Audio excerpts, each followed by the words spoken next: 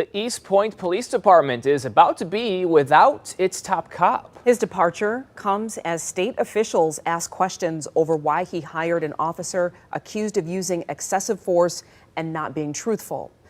7 investigator Ross Jones first broke this story and has the latest now on where this is with the chief.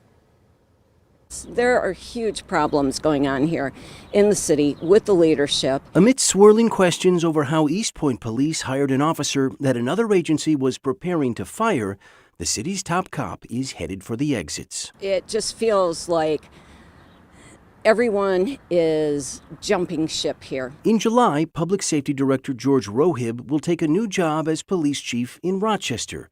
The move comes as state officials investigate how Detroit officer Kyrie Roberts was hired in East Point after DPD says they were preparing to fire him. Back in August of 2021, Roberts was found by DPD to have punched this man without justification, to have not rendered aid after knocking him unconscious, and to have been untruthful repeatedly with investigators. The punch, caught on camera, made headlines throughout Michigan, but was news to Rohib. Did you see the video when you hired him? No, I did not. No, I did not. Is that something you should have seen before you hired him? Again, I'm not going to comment on that. We talked to the director back on May 9th, but just the day before, on May 8th... What would you like to know? I'll tell you anything. I'm an open book. He was at Rochester City Council meeting pitching himself to be the city's next chief.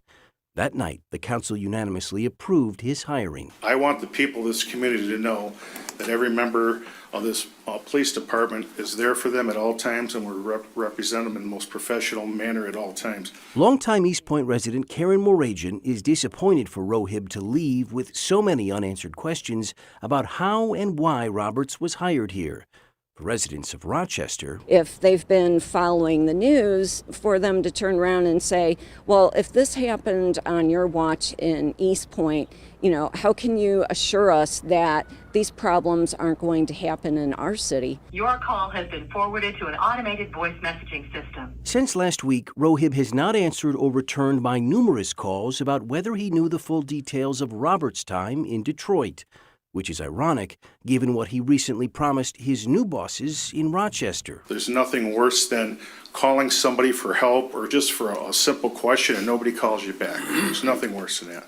I will make certain that never happens as long as I'm here. I'm very disturbed that none of the city officials that you've reached out to for comment have had the decency to return your phone calls. You can't just run and hide because things are difficult. Now, to be clear, Rohib's move to Rochester appears to have been in the works before our investigation aired this week, but the timing of his exit and his reluctance to answer questions makes it difficult to have a full picture of the facts surrounding Officer Roberts' hiring. As of last month, East Point is also without its deputy chief, so the department will be considerably shorthanded as soon as Rohib departs. Glenda. All right, Ross, thank you for keeping us updated. More to go there. Yep, keeping on it.